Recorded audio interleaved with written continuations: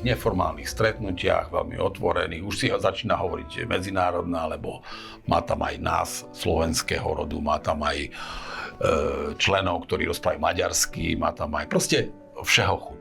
Ale vieme sa dohovoriť, rozprávame jazykom, jak nám narastol a porozumieme sa. Nerozprávame anglicky. A pri takej jednej príhode sa ma jedna členka pýta, lebo bol som tam predstavovaný a tak mi hovorí, no, takže vy ste Slovák? A ja hovorím, nie, ja nie som Slovák. No a čo ste potom? Ja hovorím, ja som Sloven. Ja od istého času považujem označenie Slovák za neadekvátne, lebo ak som Slovák, potom moja žena by mala byť Slovakyňa, mal by som rozprávať slovácky alebo takým nejakým jazykom a moja krajina by sa mala volať Slovácko. Ale moja žena je Slovenka, ja rozprávam slovensky, takže som Sloven. Logicky mi z toho vyplýva, že som Sloven. Takže ja hovorím, že som Sloven.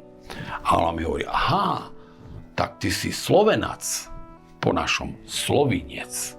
Ja hovorím, nie, ja nie som Slovenac. Ja som Sloven. Očakaj, akože, jak je to možné, že ty si Slovák? No rozprávam slovensky. Aha, tak rozprávaš slovensky? Ona, Chorvátka, mi hovorí, ty rozprávaš slovensky, takže si Slovinec. Nie, hovorím, nie som Slovinec. Rozprávam slovensky, moja žena, čo tu vedľa mňa sedí, je Slovenka. Aha, tak ona tiež je Slovenska. Nie, ona je Slovenka. Ja rozprávam slovensky, moja krajina, od ktorej som odišiel, bolo Slovensko, no nebolo im to jasné. Až jeden môj veľmi zlatý a dobrý priateľ z Mariboru mi to osvetlil. Dokonca človek, ktorý žil a pôsobil na Hvare, 500 rokov dozadu napísal, že on v prvom rade je Dalmatinac. Tomu rozumiem. Dneska a ja na ostrovoch som Ostrován a Dalmatinac. Tak sa považujem, všetci okolo mňa sa považujú, tak ja sa tiež nejakým spôsobom považujem. Potom povedal, že v druhom rade je Ilír. To je už také trošku prekvapivé, ale musím povedať, že dosť veľa Dalmatíncov to používa, že Ilírsko je to, skadiaľ oni pochádzajú, proste si ctia tú históriu toho priestoru históriu Ilírov. Ale v treťom rade tento múdry človek pred 500 rokmi na Hvare povedal, že v treťom rade je Sloven.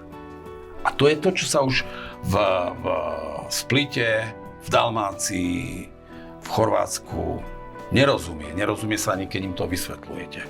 Proste, že ste Sloven. A to je to, čo vlastne by nás malo opäť začať spájať. Ten duch slovenský. Proste tá vec, že všetci sme Sloveni. Mali by sme si to uvedomiť. Mali by sme si uvedomiť, kde sú tie naše nejaké korene a mali by sme ich si vážiť a rešpektovať. Lebo pokiaľ človek nerešpektuje tie svoje korene,